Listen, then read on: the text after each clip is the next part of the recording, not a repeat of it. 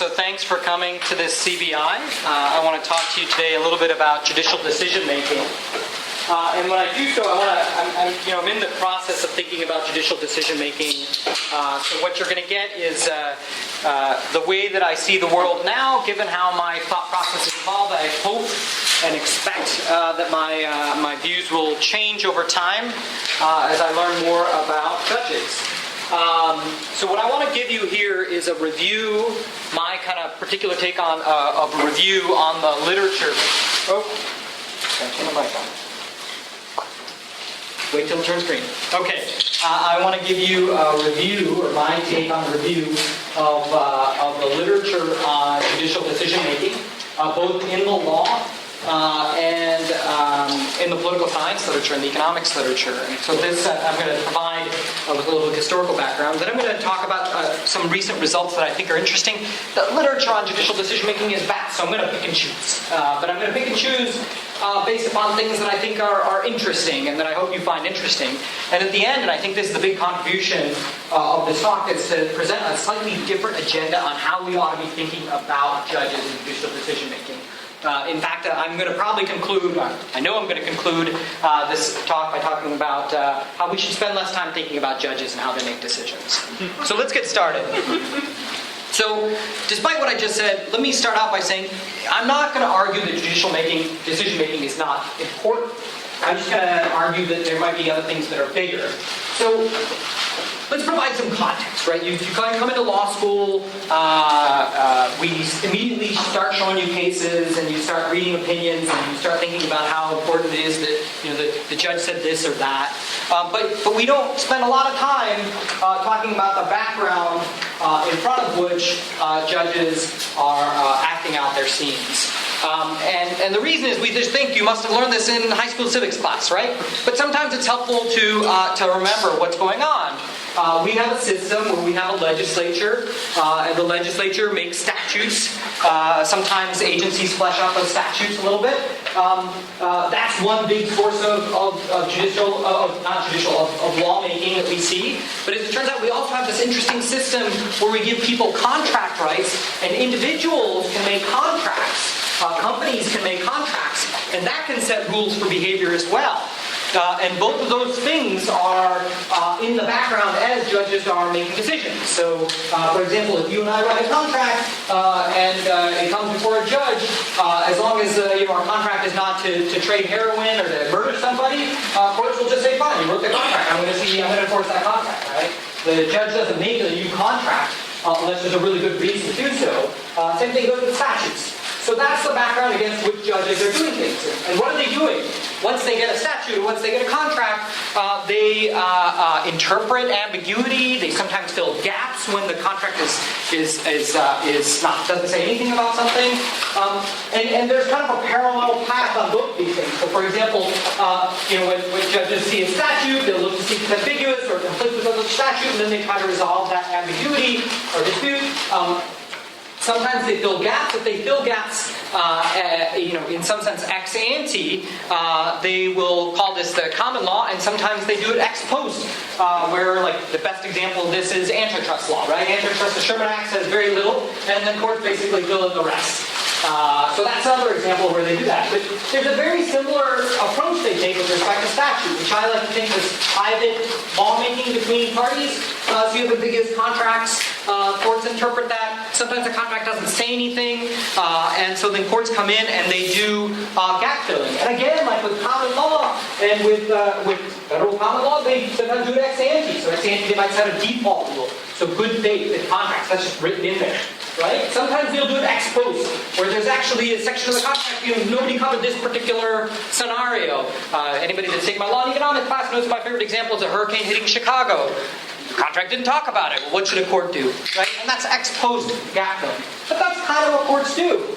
Now, one of the problems that we have, particularly at the University of Chicago, because we think we're so fancy, is that we focus on federal courts, and particularly the Supreme Court. But it's really important to know that very little decision-making occurs in federal courts, and even smaller amount occurs at the Supreme Court. We need to think about state courts, we need to think about lower federal courts that are actually still judges, even if they're a district court. And then only occasionally we should be thinking about the Supreme Court, but all those actors, some more frequently than others, are engaging in this judicial decision-making. Okay?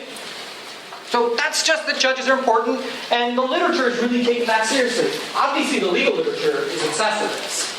We're obsessed with what judges do, particularly what Scalia, Ginsburg, and Breyer, and those guys.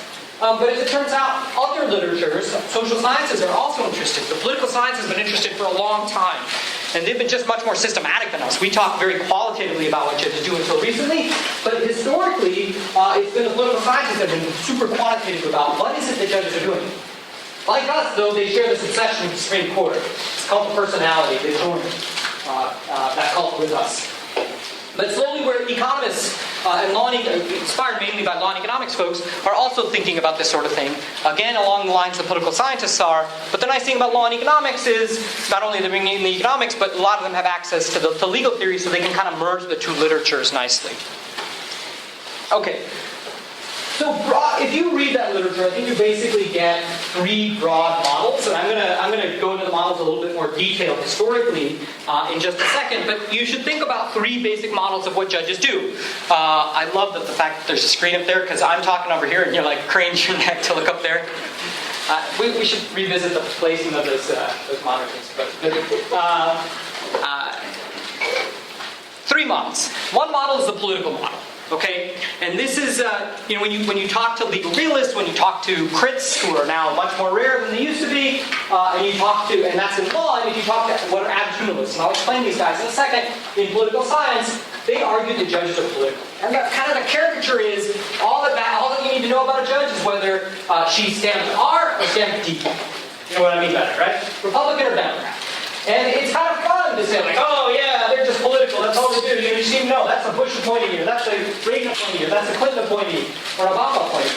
Okay, it's an easy criticism you can toss out there when you don't like an opinion. And like the best example of this is Bush v. Gore. Right, that's like the conversation stopper. Bush v. Gore. But that's the classic example, this sort of logic. And sometimes it's taken a bit far, but that's the political model, right? If you get that, you get the political model. Then there's the opposite, there's the legal model. I like to think of the legal model as the model that most 1Ls come in with, right? You think the law is great. I'm going to, back in the day, it used to be, Perry Mason view of the law. Now it's a little bit more nuanced than that. It's like CSI and I don't know. I don't watch so much TV, but there's the classic legal model. The courts do good. But within the legal literature was formalists in the 1800s and the early 1900s who used to think this way. But recently, after this big change towards realism and the critical legal studies, there's been kind of pushback, and you start seeing empirical legal scholars and some political scientists now trying to say, well, maybe the legal model actually has some sway, particularly at lower courts, and I'll talk about that in just a bit. And they're driven by the idea that, maybe R&D can't explain everything. How does that explain Kennedy on gay rights? You don't guess that, right? That's an R in an extremely D decision. Okay? And those exist too. So the legal model is out there. A third model is going to be the economic model. And I'll sometimes call this a law and economics model, but it's mainly law and economics guys and psychologists. They're suggesting that judges are human. That's all. They're nothing special. They're just another human. And they're influenced by the same things that the rest of us are. Some of those are good things, some of those bad things. So cognitive biases, latent biases. Sometimes they care about their leisure. They need to eat, things like that. Okay? You joke, but there's a famous example of this. But so those are the three basic models. So I'm going to talk about those three models. I'm going to present some new results on the legal model. But that's not my main point. My main point is that we're asking and answering the wrong question. We're thinking of judges as the most important thing to study. And it makes sense. We present you with cases from day one, right? They're written by judges. So it's easy. Plus, you can identify who they are. It lends itself to pedagogy. But the problem is that judges are just workers in the legal sector that are doing one thing, which is maybe producing law or resolving disputes. And what we need to understand is not those judges, but that sector, because they're there's tons of lawmaking that occurs in the sector, lots of dispute resolution that occurs in the sector that's nothing to do with judges. Okay, and that's really what we want to understand, because that impact is much bigger. Got it? So even though judges are important, all that other stuff is even more important. It also helps us tie what we learn in law school, actually different subjects in law school. So for example, you're going to start appreciating, hopefully if you think this way, civil procedure much more. But you'll also start thinking about things other than judges, like arbitrators, which by the way, you might end up becoming much more likely to become an arbitrator than you are to become a judge, just given the odds. You're also going to be able to connect what you do to what political scientists do. You'll understand, what's the point of me working for a judge versus working for a legislator in Washington, D.C. Okay? And the analogy that I'm going to use to study this is an analogy based on other research that I do. So when I'm not doing law and economics, I do a lot of health economics. And in health economics, we try to understand the healthcare sector. How good is it? What makes it inefficient? What makes it efficient? How can we make it better? But when we do that, we don't just study doctors. Doctors are just one component of the healthcare system. We study drug companies, we study insurance companies, we study hospitals, right? All of that matters. We study human behavior even before they get injured. That all matters to overall health. And in the same way, we shouldn't be, just as we don't focus on health physicians, just to understand the healthcare sector, we ought not just focus on judges. So that's going to be my punchline, but just in case you're still recalcitrant and you still care about the judges because it's fun to talk about, I'm going to tell you that you ought to be a little bit different, or you should approach judges in a slightly different way. So we should focus not on what decisions they made in individual cases and what does that mean, that whether they're lefty or they're righty. Instead, we ought to be focusing on them as we focus on any other laborers. We want to think about, how is it that they got their job? How do we find the best judges? How is it that they learn? How do we improve their productivity? Okay? That's the way I want to demystify judges. I want to think of them as laborers. And I think that that's going to be much more helpful in this bigger project to see how effective the court system is, whether it's doing a good job or bad job, and how we can make it better. Okay, so now let me do a little, give you a brief history lesson that gets us to this debate, right? Where we get these models from. And I'm gonna do it because I'm going to focus a little bit more on the legal literature because I think it's a literature that you ought to spend more time reading about. You don't often get your first year. So let's get started. So the early view, and when I say the early view, I mean the view that you have coming in, take America's founding all the way up until the late 1800s and a little bit further. The early view was that both a positive view and a normative view, which is that judges were and should be formalists. Okay? And so one view this was, there is some law out there, it's latent, you don't know about it, the judge's role is to go and discover that law. Maybe that law is discovered, that law that's discovered is called natural law, okay? And the way that you discovered is that there was some formalistic logic to legal reasoning that you engaged in, okay? And by the way, you still engage in this quite a bit. So when you're thinking through cases and making legal argument, a lot of that legal reasoning is legal reasoning that's been around for a long time. But the thought used to be that sort of legal reasoning actually got you to the truth, which is actually what the law is, okay? That was the predominant view that we had. And there's some very famous people that have this view. So a guy named Hopefield, very famously, there used to be debates about the different types of rights and duties that could exist and categorizing them and defining them, things like that. You should go back and read this early Hopefield article where he just goes through all like the 9 or 10 different types of rights and duties that could possibly exist and other things that could not possibly be rights or duties. And that's kind of give you a really good sense of the flavor of formalist thinking. And then later on, you'll see that Roscoe Pound, the dean of Harvard Law School, also defends this sort of approach, traditional approach to legal reasoning, against the next group that comes along, which are the legal realists. So we start out with formalists, and then slowly the legal realists come along. I think the most famous of which, of whom is Holmes.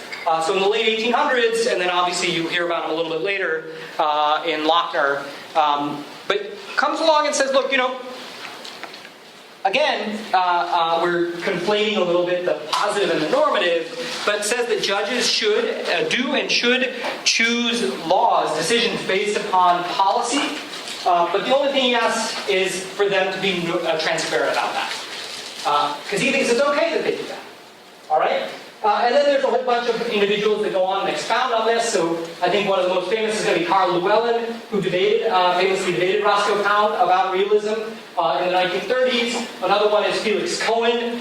Felix Cohen kind of does a great job of mocking formalistic legal reasoning, and his great example is, how do we decide whether a corporation is an individual for the purpose of being able to litigate? Right? And just makes fun of this fact that we have to come up with these complicated rules to figure out whether or not a corporation is a person, instead of just saying, is it a good idea for corporations to actually be able to sue the court? So that's a great article, making the point that formalistic logic is sometimes nonsensical. And you also, but one of the things you have to recognize is when these changes happen in legal thought, they don't happen in a vacuum. There's often a historical reason for them. There's a reason why they occur when they do. And very common an explanation for why there's this emergence of legal realism and this faith that maybe judges can engage in some policymaking, or at least allow the legislature to do more policymaking, is the New Deal. Right? So you have Congress passing a bunch of rules that, in some sense, limit previously held property rights for companies and individuals, and the courts are the natural law courts are trying to resist this, and then you have this new group that says, no, this is a good way to improve the economy, maybe we should allow this. We should allow judges to engage in policymaking and not just find the natural law and protect these pre-existing property rights. Okay. This is not so important for you to know, but as it turns out, these guys had nice allies in the UK. The UK actually goes through a parallel history like we do, so obviously everybody here should know Bentham. Bentham starts this debate. The one thing that they do that's a little bit different than what we started out doing is, you notice how on the previous slide everybody was conflating is and ought. The question of the positive question and the normative question. In England, they specifically debated whether or not they should split these two views up. So they had what's called the law and morality debate. And Bentham thought it was silly to think about conflate the idea of what law is what law ought to be. He said what law is a different question than what law ought to be. We can debate both of those things. The more contemporary, it's still old from our perspective, contemporary scholars that carry that on are H.L.A. Hart. And there's a very famous debate where he debates Lon Fuller about whether or not law has to have moral content to really be law. There are folks that carry this on as well, but it's Joseph Raz carrying on Hart's fight. And if you guys, I'm sure you must have read Dworkin at some point. Ronald Dworkin carries on Fuller's fight that says law has to have a moral character to be law. Or it should have a moral character. Now again, this is historically driven. In Europe, it's a little bit more influenced, although here too, by World War II. And the question of how can a country that's law-abiding like Germany have something like the Nazis and the Holocaust. Okay? Now, back to the U.S. Okay, we come back to the U.S. We've got the legal realists basically in ascendance. They're eventually going to take over, at least for a good period of time.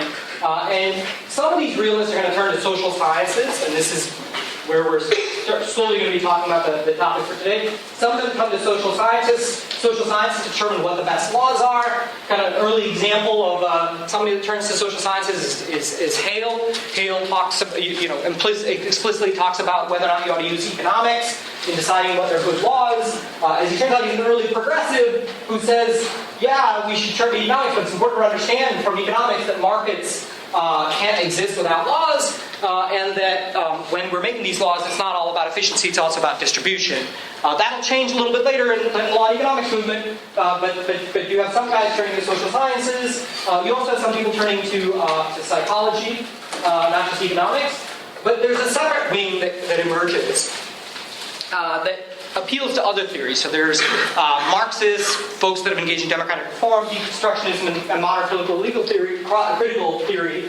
They apply those theories to the law. They form a group that broadly defined is broadly labeled the critical legal studies group. There's many people that are involved in this, but two very famous ones that you probably encounter are Roberto Unger and Duncan Kennedy. That take two different tacks at this. This occurs a little bit later. Occurs largely in the 70s and the 80s. And again, there's a historical impetus to this, and it's some combination of the political movements of the 1950s and 60s, so the civil rights struggle, and also arguably a response to the Vietnam War.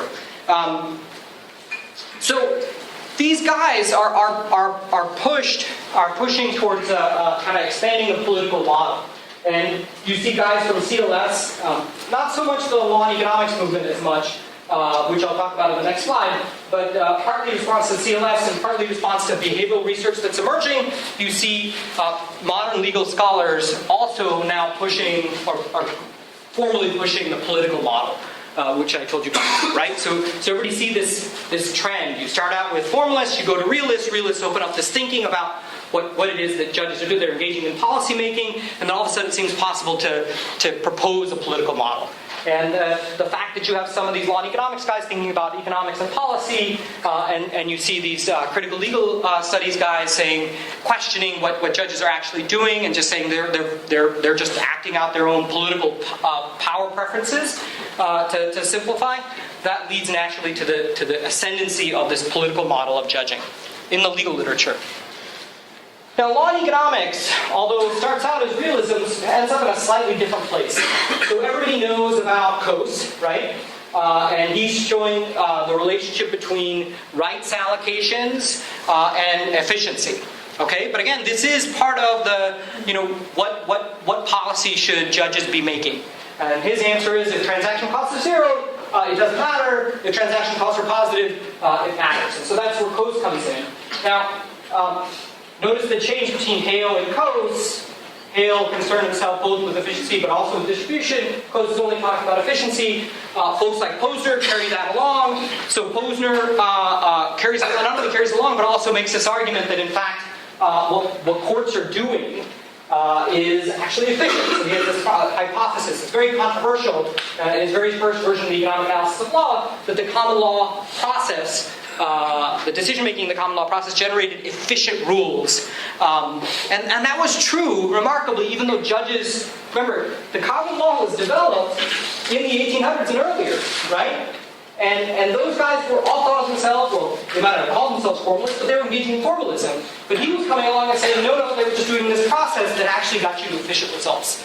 So this is really remarkable because, in some sense, Posner, who's a big follower of Holmes, even though Holmes is saying people should, Holmes is basically saying people are engaging in policymaking, they should just be more transparent about it.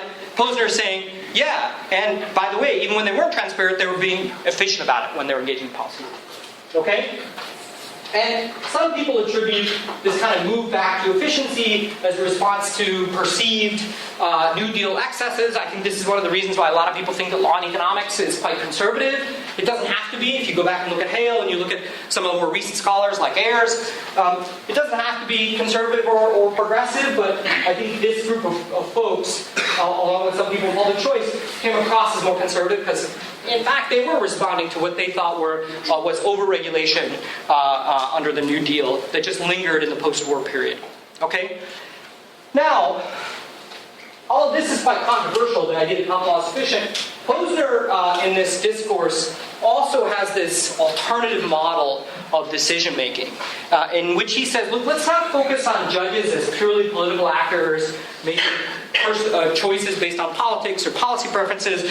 Let's just think of them as the rest of us, right? Just homo economicus. They care about their consumption, they care about their leisure, they just care about the same things the rest of us do. And so you get what's called the economic model. Okay? And I think this is where that emerges. This is the thread, the literature thread from which it emerges. That said, even though this seems like a change and maybe a little bit more modern, there is also, remember the formalists? We seem to have abandoned them, right? Because we went to the political model, we went to the economic model. As it turns out, I think the legal model is making a comeback. Okay?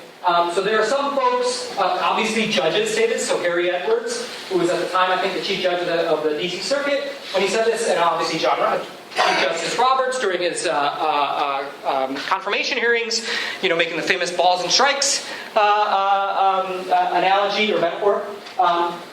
Obviously, they believe the legal model is correct. Of course, they may be self-interested, right, as it promotes their legitimacy. But academically, as it turns out, a lot of empirical legal scholars are pushing back on the political model based upon weaknesses that they find empirically in the political model. Okay, so we'll talk a little bit about that. Everybody get the kind of why the legal literature is ending up in these three places. Now, obviously, there are small variants here and there. I'm not worried about those variants. So what I want to do is broad characterizations or categorization of the different models that exist. But you really can't get too far in this literature unless you look at the political science literature. Because the political science literature is much more precise and transparent about these models. They don't get caught up as much as we do in, the great Justice Marshall and the, terrible Justice Scalia. They don't do that stuff, right? At least not as much as we do. They thought about writing down models and empirically studying what judges do. Now, this shouldn't surprise us. Political science is called political science, right?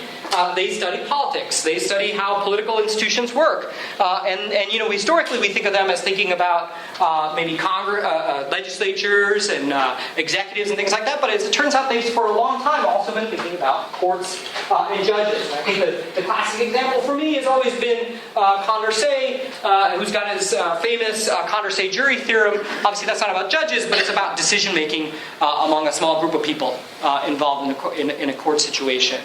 But for our purposes, the political model kind of, I guess you could say, draws its origin from Herman Pritchett, who was actually a professor here at the University of Chicago in 1941. He proposed what is now called in political science the attitudinal model. And that idea is that judges basically vote their policy or political preferences. Seems like a simple proposition, but he was very precise in talking about it. This is a very bold statement because it says that's all they vote. So it doesn't have as many adherents today in political science, but there are some very famous people like Jeffrey Siegel and Harold Spaeth that repeatedly support this or propose this. And it's implicit in the work that a lot of scholars, political science scholars, even more the younger ones that are very technical and I would say hip, engage in. So people like Andrew Martin and Kevin Quinn, who come up with models to estimate what the preferences of judges are. How lefty or righty are there? Should there be one dimension along which we measure political preferences, or two dimensions? These are actually the debates that they have. So that's kind of a big component of this literature. But even these guys, though, even though these two, so Pritchett and then people like Siegel and Spaeth, are pushing the political model, even with the political science, you see people pushing back. So the best example is Lee Epstein. So Lee Epstein has a series of articles and also a book with Landis and Posner where they push back on the political model. And they think about the legal model, but also the economic model.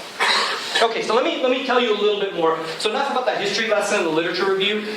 The reason I give you that is just so it's important that you know how we got to where we are, but also gives you a sense of who you should read if you're interested in these sorts of questions. Those are all kind of the big contributors. I'm sure I've missed a few of them, but this is a good place to get started. But now let me turn and start thinking about the actual models themselves and what evidence we have for them to some extent. So remember, what does the realist and attitudinal model say? It says basically judges vote their political and policy preferences. And usually the way that they do this methodologically is a quick two-step. The first thing they do is they estimate judges' preferences. You have to first know what judges' preferences are to test to see if they're actually voting their preferences. And they do it either in two ways. Either they take some of the cases that the judges are deciding and then say like, oh, you guys voted a little bit liberal, you guys voted conservative, so I'm going to call you liberals, I'm going to call you conservatives. And then I check to see what you do in other cases. That's one approach. The other way I do is try to check your associations and see if you're conservative or Republican. So you were appointed by Reagan, you were appointed by Bush, you're conservative, you were appointed by Clinton, you're Obama, liberal. Right? And so that's how they do the characterization to figure out what their preferences are. They don't ask the judge.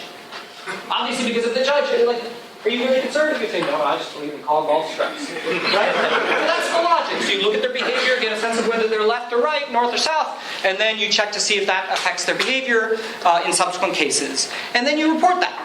Right? Like, look, I find that if you're Republican, you're more likely to vote for corporations against labor unions. Something like that, right? And then they draw the inference from that, oh, you're just political. Okay, that's a big step.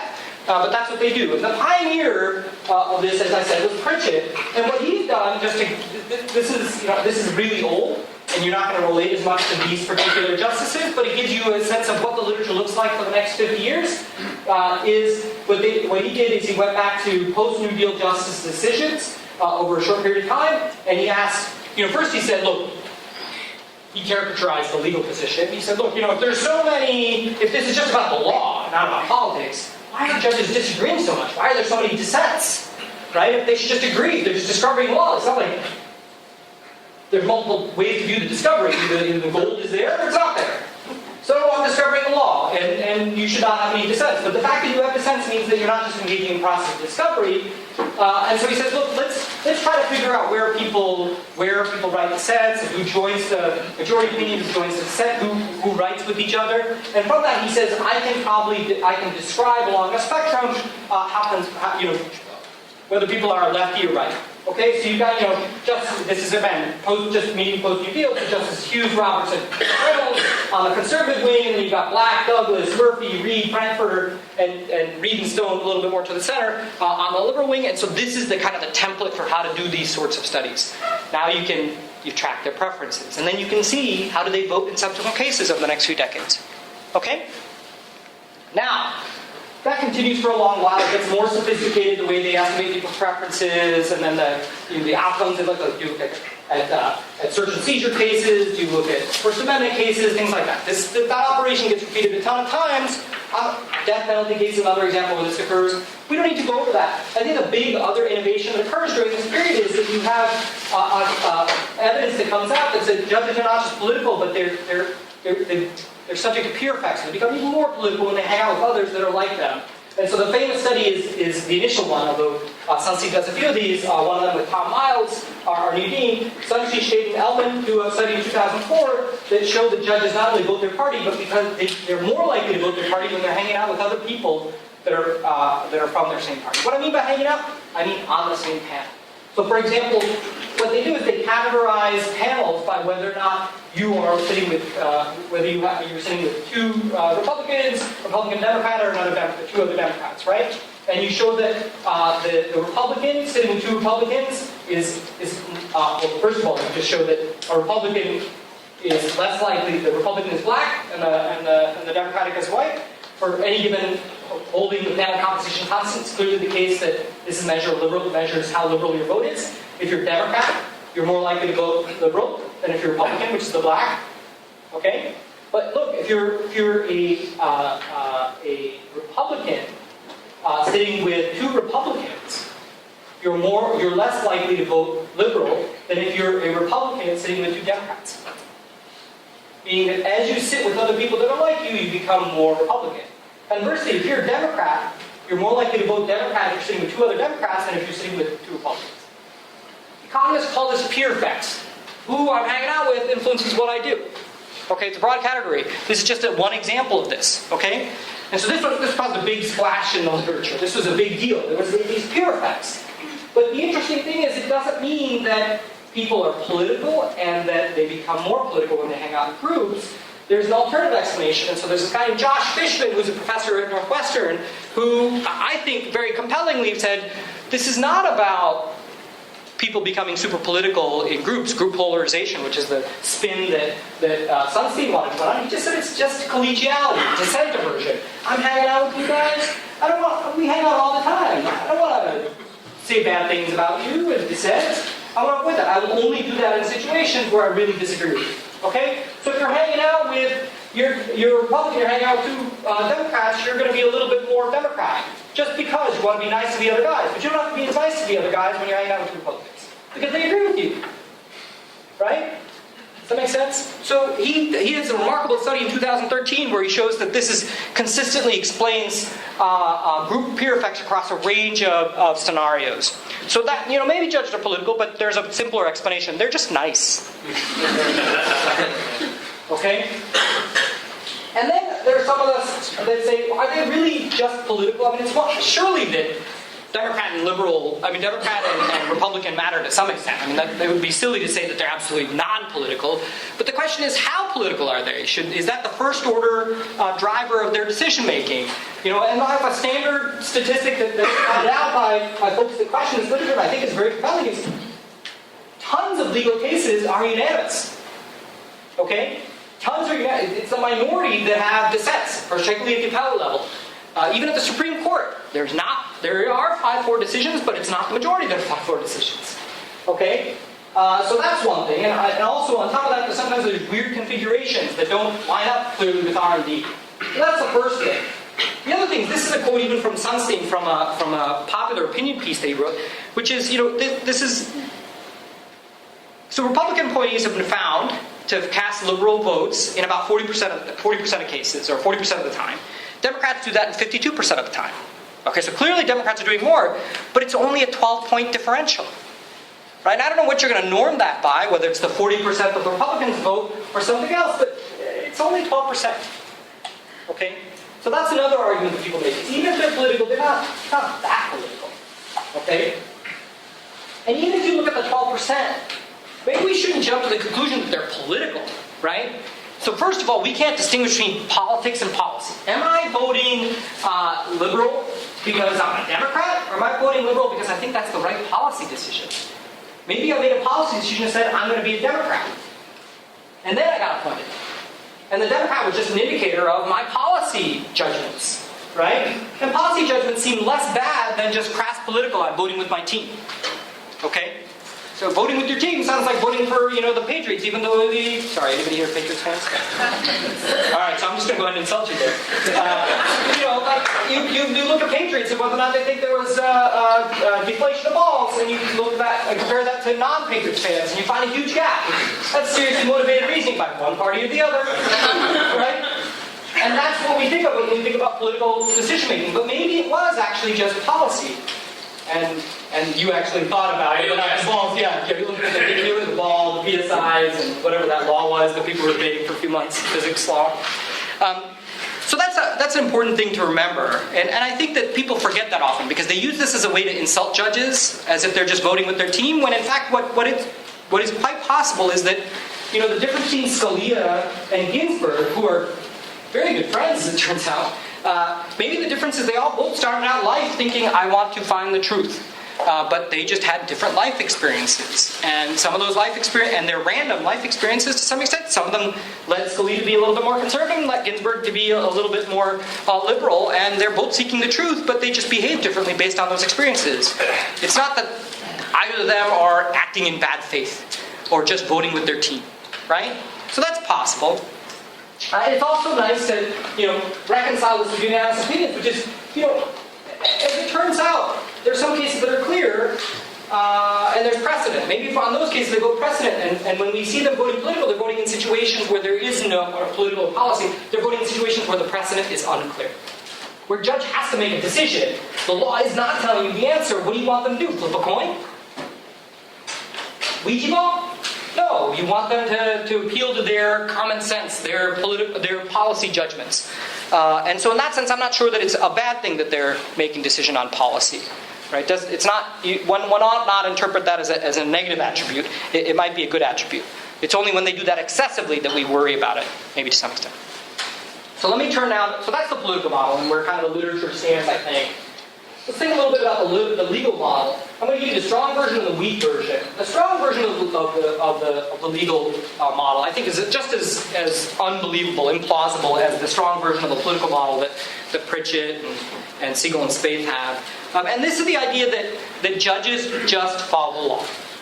Okay? And any differences that result, those dissents, we can explain them, but they can just be explained by differences in methodology.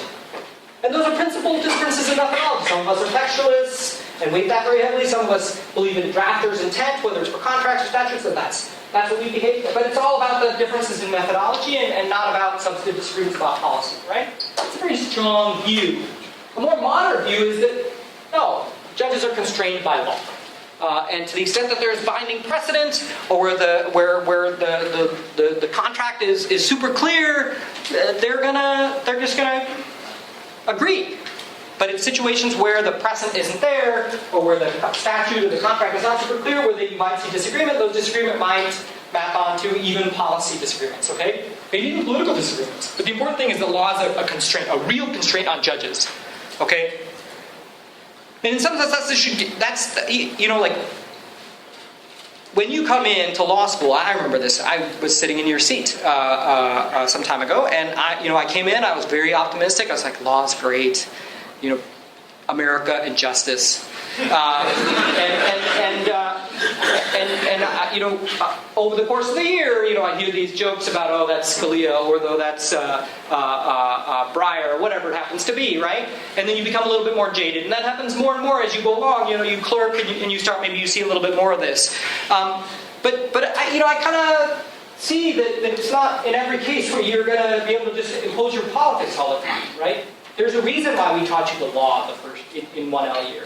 And hopefully you continue to learn in 2L, 3L year. It's because it is a constraint on you. If it wasn't a constraint on you, all we have to do is teach you some simple procedures so you know when you can get into court, and then you just vote any way you want. Right? But we don't do that. The law matters to some extent, and this form respects that. And Epstein, Landis, and Posner gives us, in their book in 2013, give us a nice kind of story for when we expect to see political activity or policy activity and when we expect not to, which is at lower courts, judges are much more constrained because they have binding precedent. And if they disagree with binding precedent, the appeals court or the Supreme Court will reverse them, right? And so you should expect district courts to be super legal and not as much political or policy oriented. Maybe appellate courts a little bit more, but still constrained by the Supreme Court. It's at the Supreme Court that you'd expect to see a lot of politics. And not surprisingly, Pritchett, Spade, Seagal are all studying the Supreme Court. But if you study district courts, maybe that's not going to be the case. Okay? And, judges don't like being reversed. It's not like they said, there are some exceptions, but in general, they don't like being reversed.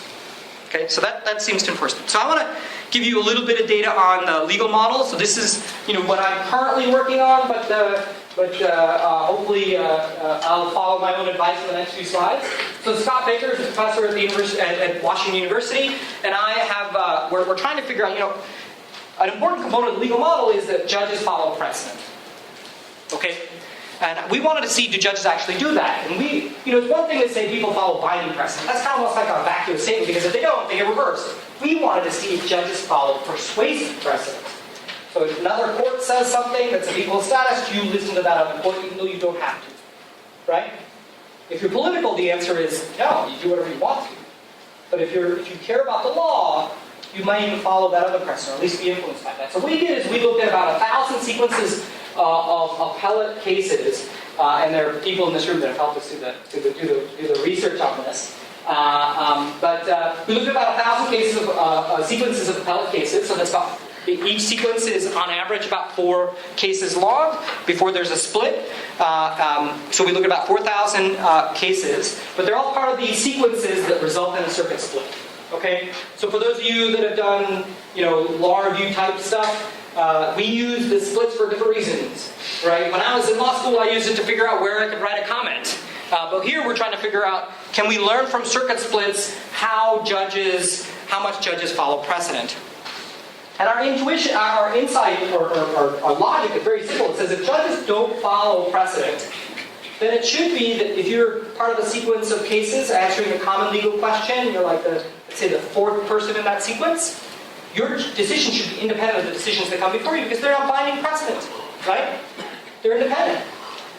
So we just used some simple statistical methods to try to test this. If you're interested, what we did is we just basically took the existing data, we randomly reordered it, so that now instead of having the actual order observed in the data, we just have a random order, as if they're independently distributed or independently drawn. And then we compared what you would get in this artificially created independent data set with the actual data that we observed of the sequences. And what we found is basically that you can reject that the hypothesis that in fact judges' decisions are independent. In fact, we found that decision-making in actual sequences that result in circuit splits, they have significantly longer what are called runs, which I'll explain in a second, and longer runs. That means if there's, and what we did is very simple. We just coded decisions. Have you guys ever read US Law Week? Anybody here that wanted to write a comment that went to US Law Week to look for a split so they could figure out a comment topic? That's what I did. And the nice thing about US Law Week is it tells you what the decision is, so you can then just kind of randomly assign a letter to it. So we had like, A, so we have one sequence that's like A, B, another sequence that's A, B, B, A, also a very good group. another sequence that's A, B, A, whatever it happens to be, right? These are the sequences, sometimes longer, so you can have another B out here or something. So that's what we have. And what we want to see is, does the fact that you're a B here, does the fact that you have two A's mean that you're more likely to see an A in the next slot? Or is it just the draws are independent? Is it like coin flips, or does it depend on what you saw before? That's all we're doing. By the way, any sports fans here? You care about whether or not batters go on streaks or shooters go on runs? That's the same thing. Exact same statistical methodology, right? If you get a hit, are you more likely to get a hit in the next at bat? If you hit a three-point shot, are you more likely to hit a three-point shot in the next shot? Judges and athletes, same thing. Okay? Just one's hidden under ropes.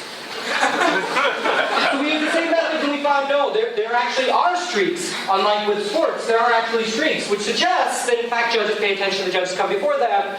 They follow, to some extent, they follow precedent. Okay? And not only that, we did some more fine-tuned stuff to figure out how much they weigh prior judgments. And we found that they weigh prior judgments differentially. Some get more weight, some get less weight, even after we control for politics and things like that. And in fact, what they do weight the most is the most recent, the case that was just decided. And which is very consistent with learning, because each judge learned from the last judge. So if you're looking at a series of judges, who are you going to pay attention to? Well, if the last guy was learning from the previous judges, you can pay attention to just that guy more than you would to the other guys, because they're summarizing what the other guys said, right? And we find that that's true. Or at least we cannot. Our evidence suggests that that's what's going on. Okay. So that's the sort of kind of technical, quantitative work that goes into validating the legal model for us. But there's also this economic model which I told you about, which this is one of the best titles ever, because it's the title that summarize. You rarely find this in law, you find this all the time in science. In science, they'll just be like, Claritin does not work. And that's the whole title, right? And so this is one of the rare legal papers that say the exact thing. What do judges and justices maximize? The same thing as everybody else. Okay? And that's Posner's paper that pretty much summarizes everything. They're like the rest of us. They care about consumption, they care about leisure, they care about social status, and they're subject to some sort of constraints, like institutional constraints. And then, sometimes we don't think about the income so much for judges, because, at least for federal judges, Article 3 judges, they have lifetime tenure, they have relatively fixed salaries, but we would expect, for example, under this theory, that elected judges might be a little different, because they have to do something to get the job again and get the income from being a judge.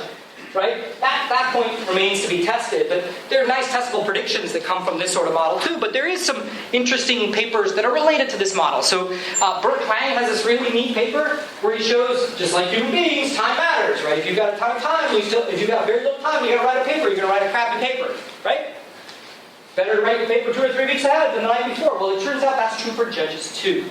So when judges saw a huge surge in immigration caseloads, what did they do? They got lazy and they just started affirming the immigration agency, the INS, much more often.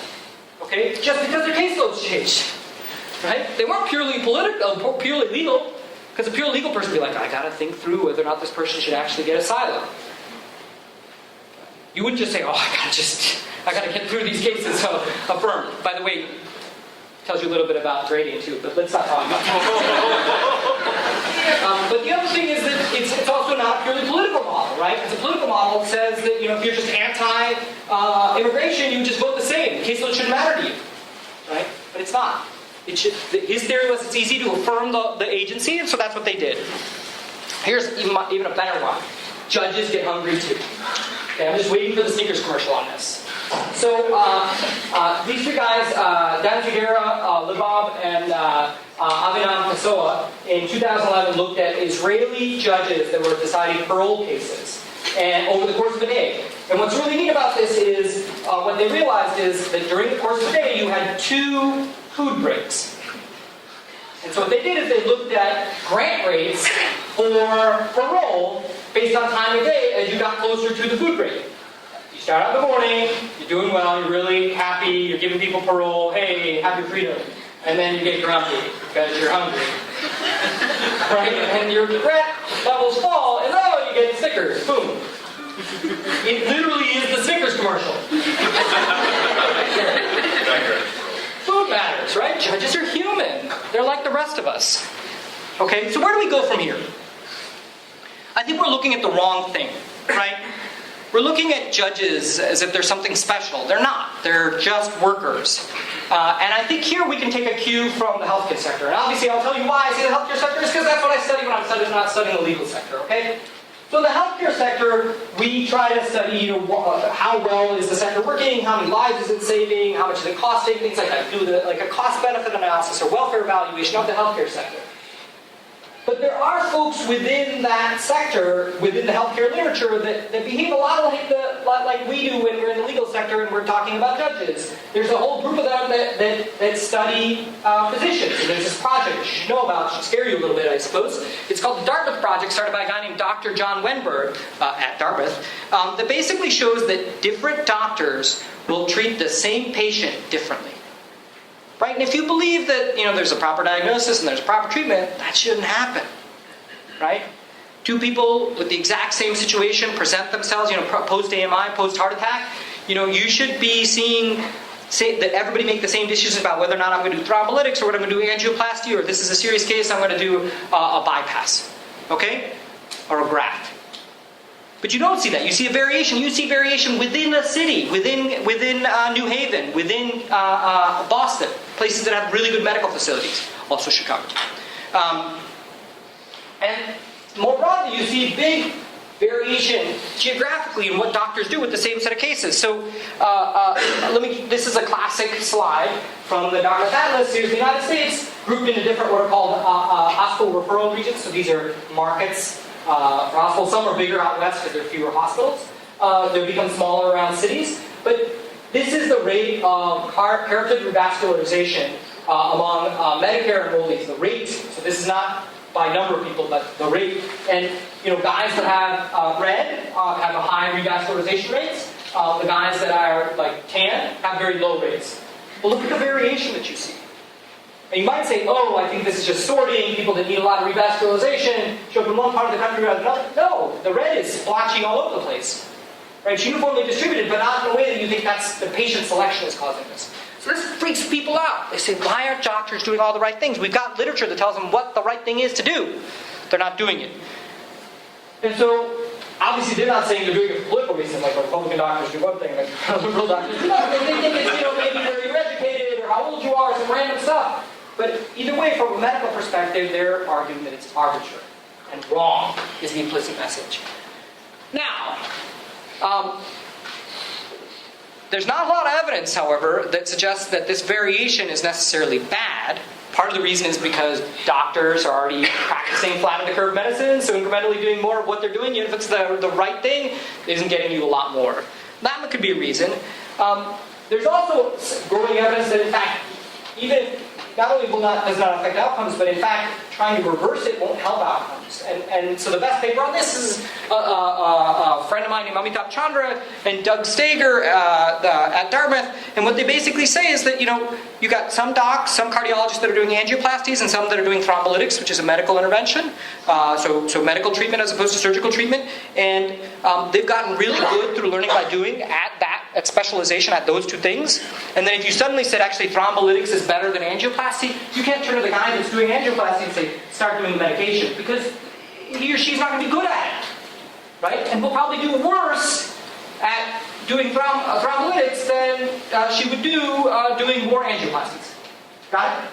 So that specialization makes things a little bit more complicated. Now, so these are the sorts of things that we're now thinking about when we think about what it is that doctors ought to do. And what I'm saying is that we should think about judges the same way. And we should also remember that we don't get that far just by studying docs. We don't get that far by studying just physicians. So if we just studied doctors, we wouldn't get very far because only 30% of healthcare spending is on physicians. 40% is on hospitals and 10 to 15% on drugs. And that doesn't even include the amount of health outcomes that are just driven by whether or not you smoke and exercise and what you eat. Okay? So if you want to take that kind of proportions and think about judges, think about what fraction of judges actually decide cases, let alone publish cases. We know that less than 10% of disputes go to trial, they get settled. And even a smaller fraction of these result in actual judgments with written opinions that we can look at, right? A lot of these cases are decided at the district court level, never get to the Supreme Court. Maybe we ought not be obsessed with judges. Certainly not about whether or not Supreme Court judges are political. the vast majority of the work that the court system does doesn't even get there. Okay? In the same way, docs can't explain everything in the healthcare system. Okay? So, now, knowing that docs are not that important, or not everything, healthcare economists start studying the efficiency of healthcare markets more generally. So, for example, Chandra, Amy Finkelstein, Adam Sakarni, and Chad Syverson have decided to compare the efficiency of healthcare markets to other manufacturing manufacturing industries in the United States, and they found, surprisingly, given all we know about healthcare and how much we complain about healthcare, that healthcare markets are about as efficient as, say, the cement industry. You think the cement industry is pretty good? Healthcare industry is about the same. Maybe we ought to start doing that sort of analysis about courts. Okay? And in order to do that, we need to first start out with an economic model of courts. So let me give you an economic model of courts and then tell you where you ought to do your research. I'm going to try too, but this is a longer project. And some of you ought to end up doing this as well. So first is we should figure out what it is that courts are doing. Okay? Not just judges, but courts. Judges are just workers at courts. I'll be really simple about it. Let's suppose that courts are in the business of producing two products: laws, or rules, and dispute resolution given the rules exist. Okay, those are two simple things they do. They make rules, and then they enforce the rules when there's disputes about them. What is the demand for their activity? Well, it's mainly driven by just being simplistic economic activity and sometimes technological innovation and social change. Technological innovation is the advent of the web. Social change is two people of the same sex want to get married, okay, and get same employee benefits. Those are all innovations. Those are the things that drive demand for lawmaking or rule enforcement. Okay? We can model that. Now, it's important to remember that courts have competition in the lawmaking space. They have competition from, in the public side, they have competition from Congress and agencies. Okay? And so if you don't do a good job of making laws, guess what people are going to do? The demand is going to go to find substitutes or competitors for you, so they'll go and start lobbying Congress and agencies. Okay? Only if you're competitive will they start litigating in courts. When those guys get bad, you will benefit. Okay? When Congress and agencies get bad, you will benefit as courts. Okay? On the private side, you should be able to figure it out. People write more contracts if you do a bad job at contract default rules and things like that. Now, on the dispute resolution side, there's a lot of different ways that you can, a lot of other competitors you have. First of all, settlement, which I think of as self-production of dispute resolution. Just resolve it amongst yourselves. But there's also, courts obviously can do this, but arbitrators too are competitors for courts in dispute resolution. Arbitrators don't make the law, but they resolve disputes once the laws are created. And you need to think about that kind of dynamic. Again, you're producing two products, so there are two sets of types of competitors.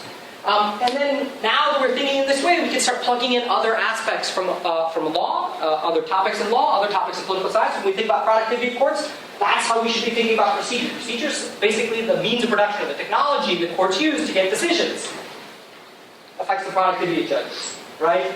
We can start thinking about, bringing in political science when we're thinking about competitors. How good does Congress do? How good do courts do? Okay? And then finally, today, like we do with healthcare, we ought to be studying the impact, the welfare impact of courts. Not about whether or not the judge was lefty or righty. Like, you guys are all going to have agreement or views on whether or not Bush would have been better than Gore, but it's really hard to estimate that. Right? So Bush v. Gore is really just about, hey, do I like the fact that they voted for my team or not my team? What we ought to be doing is saying, what impact do they actually have on, judges actually have on outcomes in society that we can measure? We ought to be measuring the social surplus from courts, both the quantity of cases they resolve and the quality of those things, and then ultimately their impact on economic activity. And then if we want to focus on judges, we should be thinking about them as just workers, as we do any other sector, right? Think about them as we do any other labor pools. So for example, we want to think about how do we train them, how do we recruit them, how do we promote them from the lower courts to upper courts, okay? And there are some people that are starting to think about this, but not exactly in this context. So me too, Malani and Eric Posner talk about elected judges and what quality or quantity of output they produce as compared to non-elected judges.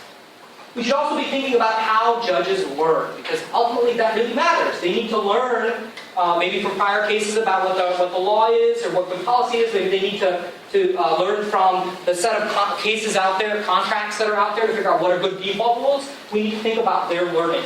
Okay?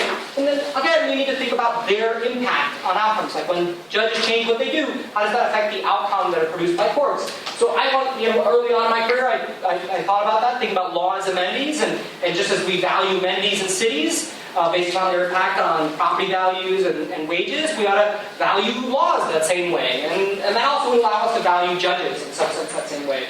But there's recent work by a guy named Dan Chen, who's now at Toulouse, also thinking about when judges make a different decision, what impact does it have on labor market outcomes for workers in employment cases, things like that. Okay? That's where we need to take this literature. That's not where we're at now. We spend too much time thinking about are you R, are you D, and does that matter? Okay, let me stop there.